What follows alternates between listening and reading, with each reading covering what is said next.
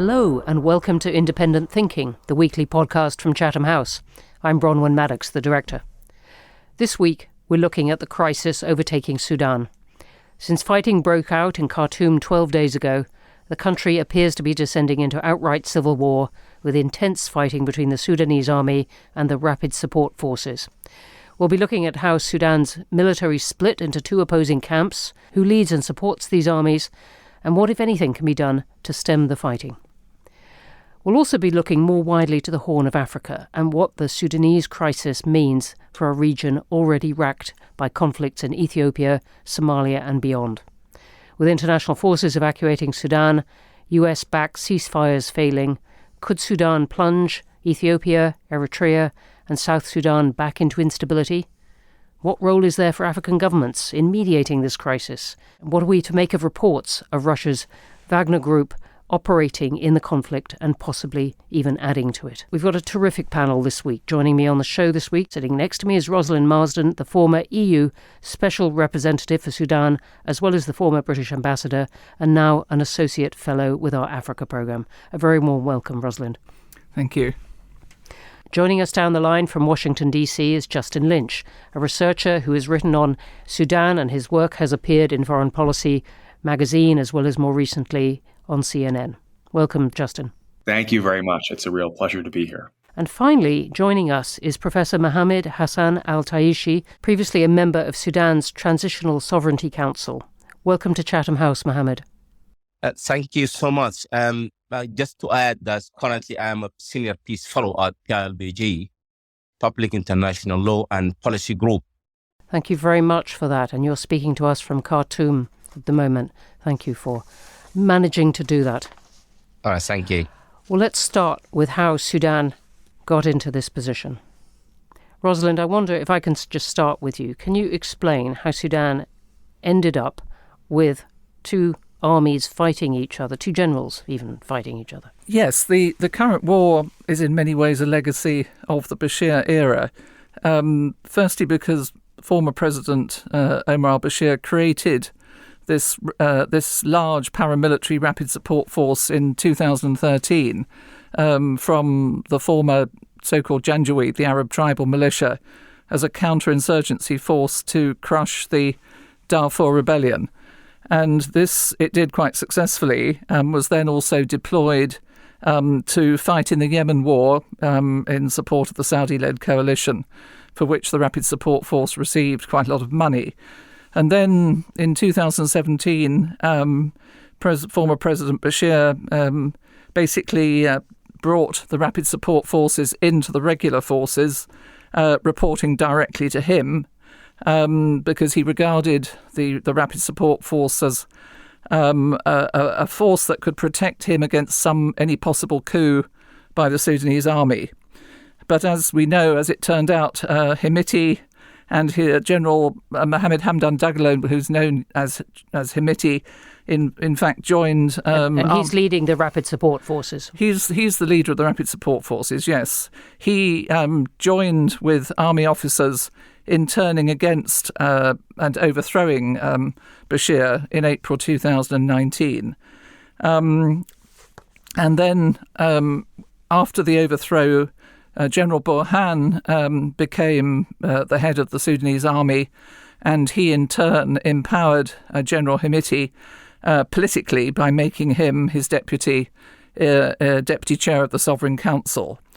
Another factor in the sort of rise of the Rapid Support Force was the Hemeti family's growing business empire, which was based primarily on securing control of large gold mining operations in Darfur, but which has now been expanded to a number of other sectors. So as a result of all that, General Hemeti became probably the richest man in Sudan. And he used some of that wealth to continue to recruit more and more soldiers to the Rapid Support Force, not just in Darfur, but across the country. Then the Rapid Support Force is now estimated to have around 100,000 troops, almost as big as the army itself, although unlike the army, they don't have any aircraft and they don't have as much sort of heavy artillery or major tanks. But the other important legacy of the Bashir era in this context was the politicization of the army, whose senior officer corps became dominated by Islamists and loyalists of the Bashir regime. And it is that group which is thought now to have a very strong voice in the army's decision-making in terms of how to prosecute the current war. Well, thank you for that. Justin, what can you tell us about what each side wants? Well, I think, what we fear in Sudan is that the consequences of this could last for months and years. And I'm going to focus on the rapid support forces because I think that the history of the rapid support forces, as Rosalind was saying, I think is essential to understand how we got here and also where we are going to go next. So the RSF are mostly a tribal militia that come from the western region of Sudan in Darfur, and they're from the Rezagat Maharia subclan, most of the soldiers in the RSF. And Hamedi has, very effectively been able to mobilize the Maharia community. And I think that one of the reasons why the consequences of this current conflict could continue for months and for years, not only in Khartoum, but of course in Darfur, is because the Maharia have really a viewpoint of collective defense that's really critical to understanding why the conflict in Darfur, which started in 2003, has continued for so long, and why the consequences of what we're seeing today will continue as well. And I'll tell a brief story. I remember I was interviewing an RSF-affiliated soldier in September 2021 in Darfur, and in front of us was a village of some 30,000 people that the soldier had participated in burning down. And so I asked him why he did it, what was your motivation? And I think what's super interesting when you speak with the RSF soldiers and when you speak with the kind of broader Rezagat community in Darfur is that they're very open and honest. They're not hiding anything. He described to me how there was a fight in a local market, and a member of his tribe had been killed. And the Rezagat community kind of mobilized, and it resulted in the burning down of the Karnik displacement camp that was in West Darfur. And I think that this collective mobilization of the Rezagat is really essential to understanding, like I said, why the conflict in Darfur has continued and why the consequences of this current fighting we may see for years as well. The Rezagat really don't view conflict as an eye for an eye. I think what we saw in Karnik and what we've seen for almost 2 decades now in Darfur is really an eye for a village. So I think that collective framework for how the Rezagat approach conflict and community mobilization, I think is really essential to understanding where we are going to go. It's, of course, important to say that, there is another side in the conflict in Darfur. And of course, there's another side in the conflict for the Sudanese armed forces. And it's important not to say that there's one party in this conflict, but I think that's really essential to understanding where the RSF came from and where this conflict could go. Okay, and I was asking what each side wants, but maybe it's not as simple as that. Maybe you can't even answer that. I'd be curious what Rosalind and Taishi think. I think that they might be better placed to answer that. I think that what immediately came before this fighting was a security sector reform process that was pushed by the international community, and that really boiled over. And we've seen elements of a similar security sector reform happened in South Sudan in 2013, 2016, and it had similar consequences. And so I think that understanding some of the drivers of the current fighting is essential to understanding what each side thinks. And so I think that both the RSF and the Sudanese armed forces, they were in a competition to mobilize their soldiers and in a competition for power, broadly speaking, in Sudan because of the security sector reform process. Mohamed, I'd love your thoughts on that. And I wondered if you could tell us as well what has happened to the civilian government. This is more complicated than we ever think about it. The situation in Sudan is too complicated. And I think, in my opinion, it's all started from South Sudan Army force. when it comes to an army organization that's been created by South, that's a long history. RSF is not the only an army organization being created by South, but I can account tens of organizations being created, and some of those organizations still are active, collaborating with the South. That's the fact. And that's not only in Darfur, that's in South Sudan before the independence, that's in Nuba Mountain and Blue Nile. The only things now has different is RSF created an independent legacy of that organization being created by South. And this is where the problem gets started between RSF and South generals in first place. But let me go back to 25th of October 2021 coup. So all this political dilemma and differences started from there. When the Burhan and Hemeti got agreed to go for the coup, and they did that in 25th of October.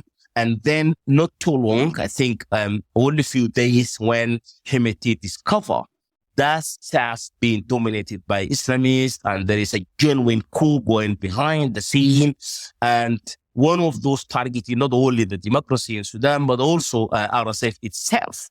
And then General Hemeti decided to turn the direction. And we all seen the 21st of November agreement that's signed by former Prime Minister Hamdok. That agreement having survived, despite the effort that's been put in place from Hemeti and his brother to stop the behind-the-scene coup created by Burhan and his allies from the Islamists. Sadly, that didn't survive because Hamdok decided to resign. And then a new course being started between RSF and FFC, the civilians coalition. That's conversations end up with which we call it framework agreement. When the framework agreement was very clear that Hemeti was too ambitious about that agreement, and Burhan faced many challenges inside his organization. There is some Islamists inside the army striking against the agreement, and other many challenges, even regional elements on those problems. But when it comes to the security sector reform, I think there is a differences, no doubt about that. But I think the Islamists use that differences to create more hostile environment to prepare the ground for what happened last 12 days. In my opinion, this is a political fight between the us using by the Islamists trying to use the South and gaining the power again using that differences between RSF and South. In my opinion, it's all about Khartoum. It's not about, it is too early to talk about civil war. We had a civil war so long time ago, and in Darfur and somewhere else. But I think this is an element of a political fight, and it is about Khartoum. It may develop to be a civil war, but I think it is too early to talk about the civil war right now. Mohamed, thank you for that. And I'm going to take that almost as a tiny bit of optimism. Rosalind, is it possible to say, or even to suggest at this point, where this might go? Well, I think it's too early to sort of tell militarily who's got the upper hand. I mean, as Mohamed was explaining, the real epicenter of this fighting at the moment is Khartoum. Although the fighting has spread to other parts of the country, particularly Darfur, clearly both of the warring generals regard trying to gain control of Khartoum as being absolutely crucial. And indeed, we've seen General Burhan saying publicly that he would only be willing to consider negotiating if the Rapid Support Forces were to pull their troops completely out of Khartoum. The other point we've seen is that one of the reasons that triggered this conflict. And one of the sort of factors that arose in the preceding couple of weeks before the fighting started was the question of security sector reform. And the key issue there was how long it was going to take to integrate General Hemeti's Rapid Support Force into the army. The General Burhan wanted this to be done and completed within 2 years, and General Hemeti wanted to spin it out for a period of 10 years. And the reason for that difference is a question of political ambition, that the army, which has backing from elements of the former regime, I think probably wanted to get the Rapid Support Force under their control before any possibility of holding general elections. General Hemeti wanted to keep his forces in existence for longer for that reason. So where this will go, I think, will also depend on the decision-making structure within the army. I mean, as Mohamed Hassan Taishi has explained, it does seem that the Islamist officers within the army are exerting a very strong influence over sort of the direction of this war at the moment. And a lot will depend on whether there's sufficiently strong international and regional pressure on both leaders to force them to come relatively quickly to the negotiating table, or whether hardliners, perhaps on both sides, insist on continuing the fight in the hope of defeating the other side. Justin, during all this, does the civilian government, now dislodged, simply have to sit on the sidelines? I think that the current outlook for a civilian government looks very troubling at the moment. And I think the roots of that go back to 2019 during the revolution. So I think that there was a broad popular movement that removed the former dictator, Omar al-Bashir. And I think what you saw with the Sudanese Professionals Association and the FFC, who were really behind the protests, mostly the Sudanese Professionals Association, which is the collection of unions who are in Sudan, was that they struggled to translate their popular support into political power because of, the kind of broad structures that it takes to topple a dictator has to be a very flat structure. And the SPA found that they struggled to transform overnight into more of a vertical organization that could make negotiations. And this is, I think, something that you see throughout the history of social movements, right, from the Arab Spring in Egypt and to Otpor in Serbia.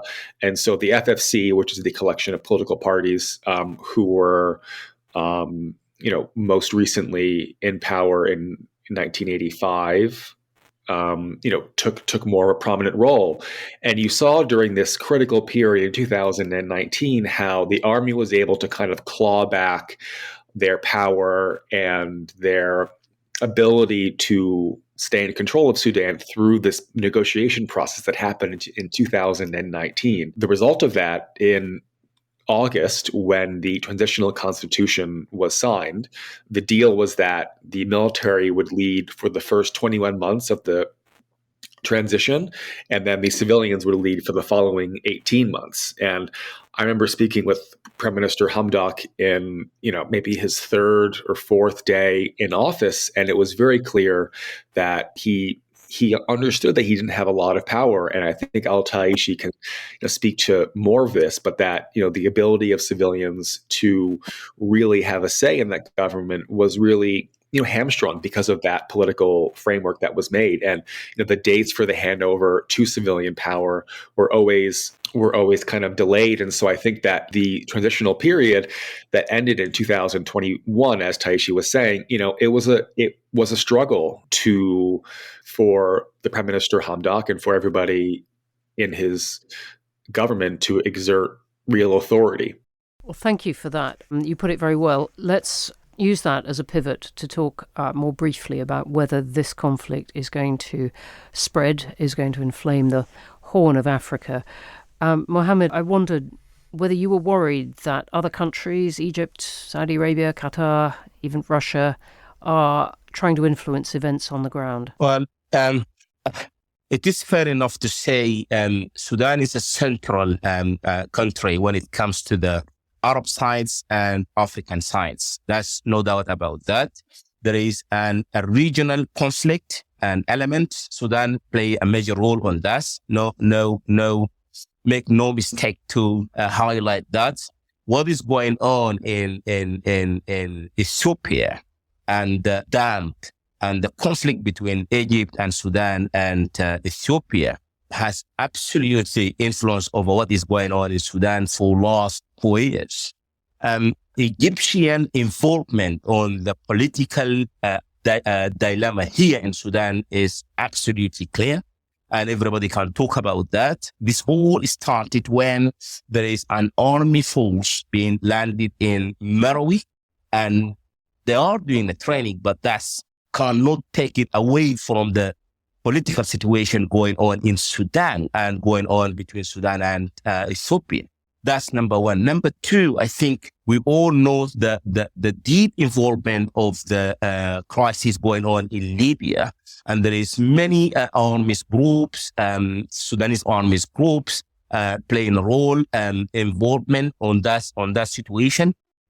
What is going on in South Sudan? There is an implementation of political agreement in South Sudan that's been granted by Sudan itself. So all this situation make the conflict in Sudan by direct or indirect impact that would be has consequences on the region in general. So no doubt about that.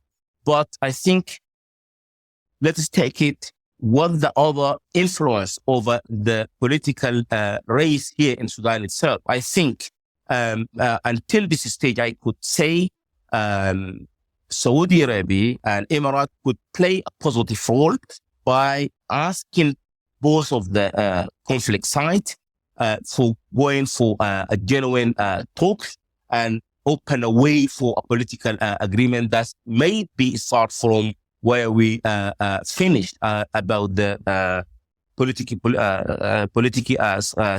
framework political agreement. But I think African Union and IGAD fully understand this situation going in Sudan has absolutely consequences over the region itself, and that's why there is an effort going on to control this crisis in Sudan. Justin, what's your sense of this just potential for wider instability? My sense is that in some ways, the future of Sudan could be decided by Egypt and the UAE. And what I mean by that is that there have been reports of Egypt and the UAE backing both sides. Egypt is a supporter of the Sudanese armed forces, and the UAE has supported, as Rosalind mentioned, the rapid support forces. And so I think that if that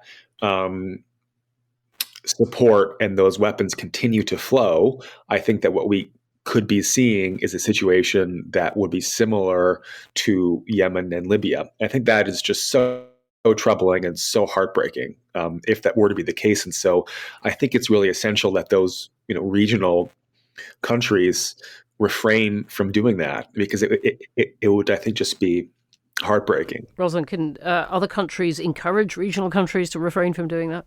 Well, I think this is why it's so important for, say, the British government working with the United States and other international partners to not only apply maximum pressure to the two generals to stop the fighting and come to the table, but also to put pressure on these regional countries to refrain from any temptation to supply military support or indeed financial support to either side.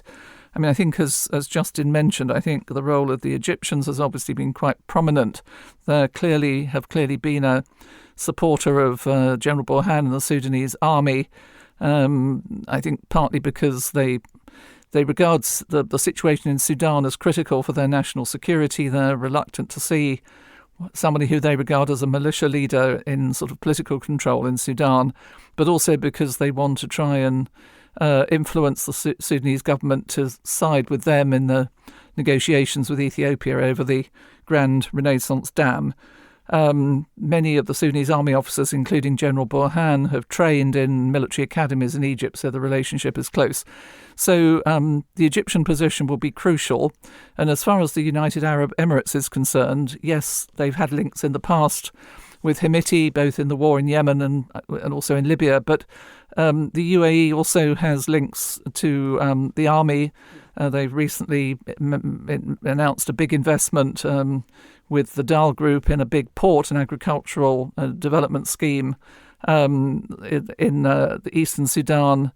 And that's so sort of a close relationship they've got with both sides. Yeah, and briefly, if one can briefly, what about Russia? Well, the Russian interest is, in terms of the national Russian government, they're very interested in getting a naval base on the Red Sea coast, and that was originally something they'd negotiated with President Bashir, and since the revolution, they've been trying to persuade the successor government to allow that deal to go ahead, which so far it has not proceeded, partly because of some regional resistance. So that is one factor in their thinking. The other, of course, is the involvement of the Wagner Group, which has had close links with the Rapid Support Force, particularly in terms of cooperation in gold mining operations. There's been a lot of media reporting about the fact that a lot of this gold is smuggled out of Sudan, and much of it may have made its way to Russia to help it pursue the war in Ukraine. The Russians also have a big involvement at the moment in the Central African Republic, and Sudan has been a sort of transit route for them in that connection. So the answer, I think, is yes. Just to add that in 2019, I was in Sudan during the protests and in the aftermath, and I remember RSF soldiers would speak to me in Russian because I guess I look a little Russian, and they had clearly, obviously, been trained by either the Wagner Group or, the Russian military itself. And over a number of years, you would see, the Wagner Group and the Russians across Khartoum, and I would interview RSF officials and speak with them, and they were pretty blunt about how they had Russian officials who were stationed inside RSF facilities. So I think that the link is quite close. Yeah, well, thanks for adding that. I'm not going to comment on whether you look Russian. Let's go finally to this question, also much in the papers at the moment, about anyway, it's lost on a podcast audience. Let's go finally to this question, a sobering question, much in the papers about evacuation. And Mohamed, I wanted to ask you how worried you are about Sudanese citizens who are fleeing Sudan. I have to say that a lot of Sudanese people now flee the country, but the vast majority are fleeing the capital to the neighborhood state. In my assessment, I think 90% of the Sudanese people from the capital flee the capital, not outside the country, but to the neighboring state, like Al Jazeera state and White Nile state and South Kordofan state and so on. But there is a lot of people also directed to Egypt. You can see a lot of families, and as the same people also flee to Ethiopia, and a few of people also flee to South Sudan. So far, there is struggle because a lot of people just trying to travel in one time. So it's so hard for those countries to handle this situation as we all hoping for. But I think a lot of people now in Egypt. And the same people, I think, same number of people in Ethiopia, and few of them in South Sudan. But the vast majority flee to the neighborhood state. Perhaps I could just add to that, just to say that I know that quite a lot of Sudanese are concerned that once the international community has evacuated its diplomats and many of its nationals, that then there's a real risk that the real all-out conflict will intensify, and that the Sudanese who have not been able to flee the capital for various reasons will be then real targets. So there's this real concern. But as Mohamed said, I mean, it's an unusual situation because in the past, the most of the conflict in Sudan has been in the peripheral zones of the country, and people have fled from Darfur or the Nuba Mountains to Khartoum for relative safety. Now we're seeing the reverse. We're seeing people from the national capital sort of fleeing from there to get to the other states. So, this is a real reverse of the historical trend. Before I can add that, if you allow me in 2 minutes, please. I think yes, the war going on in Khartoum is very new for the people who are living here in the capital. So fleeing has a good reason why the people just can't stay. But the more reason of that is the using aircraft inside the capital. So many civilian areas being hit, a lot of people being killed because of using that aircraft bombs.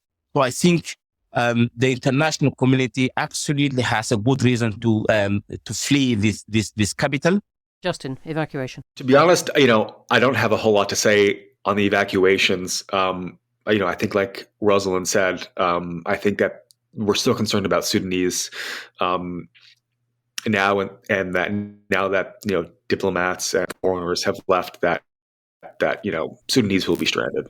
Rosalind, I have to ask you, it is all over the UK papers. What do you make of the UK evacuation efforts and the criticism that's come in? Well, a number of people have, of course, commented that the optics don't look so good of evacuating diplomats before British nationals. But I think, the government has explained that the small diplomatic team in Khartoum was essentially locked down in their houses, unable to really perform their jobs in terms of helping the British community. And also, I think the government, conscious also, no doubt, of the example of what happened in Afghanistan, was keen to ensure that if they did try to mount any kind of evacuation effort to help British citizens, that they wouldn't be putting them in harm's way. We've seen that British citizens have now been advised to make their own way to this airbase, Wadi Saidna, just north of Khartoum, but it's still quite dangerous trying to get through the streets because of the presence of armed men and shelling going on. So it sounds as though there has been a sufficient lull in the fighting with this latest ceasefire to enable several hundred British nationals to get to the airport. And I think that's where the main focus of the government's attention has been, to sort of try and press for the safest environment that can be negotiated at that point to enable citizens to get out safely. Just to add that I think that, pressing for a ceasefire, as the UK and as the US and as the international community has done, although it has not been fully effective, is surely the best option for evacuation, just given the logistical realities of trying to extract individuals in the middle of a conflict where there are airstrikes, there are running street battles. It's hard to think of another plausible scenario that would allow citizens to be evacuated. And so I think that, I think if a lot of citizens, knew the behind the scenes efforts that were taking place, I think they would be very surprised at kind of how in depth it is. And very possibly the best of the people of Sudan as well. Mohamed, can I come to you right at the end? Because we're now wrapping up. What is it like right now in Khartoum?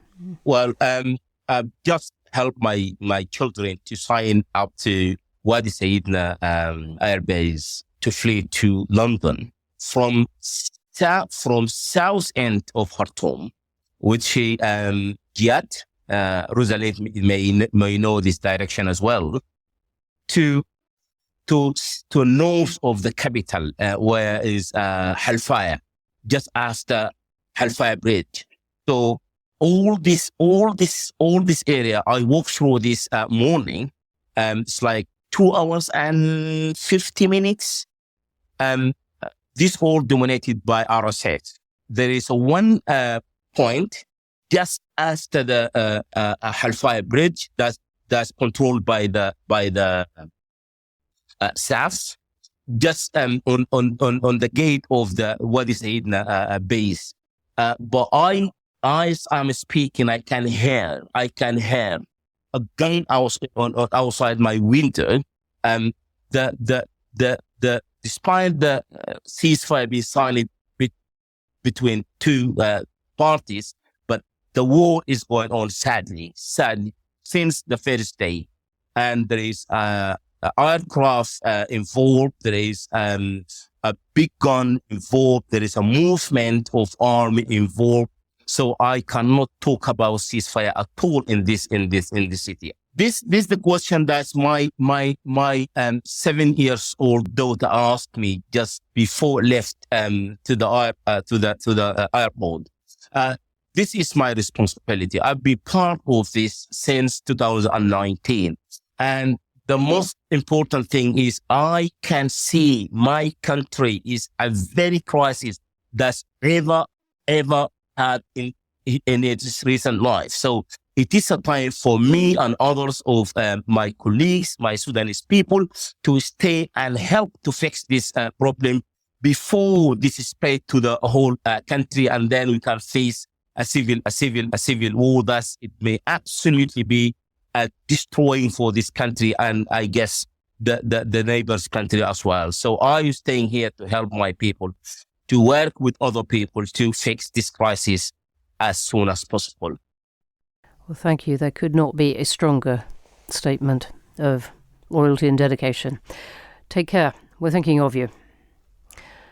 With that, we're going to have to finish. A big thank you to all my guests, Mohamed, Hassan, Taishi, Rosalind Marsden, Justin Lynch. A reminder that you can find all of our podcasts on Apple, Spotify, all major platforms, as well as through our social media. So do like, follow, subscribe to us. Please do leave us a review. And to read more from all of our experts, or to find more about our events, and we have lots of them, or to become a member, and we'd love to have you, don't forget to visit our website, chathamhouse.org, where you can follow the work of all our programmes. And this week our Africa programme has been covering Sudan extensively, and my colleague Ahmed Soliman in particular writing and speaking widely on that. Next week is Coronation Week here in the UK. We'll be looking to another island nation, one with tempestuous relations with its neighbours, a monarchy struggling to find its place in the modern world, and one who is increasingly reliant on the US for security. Does that sound familiar? We're going to Japan, with a bit of King Charles thrown in. Goodbye from me, Bronwen Maddox. Thank you for listening.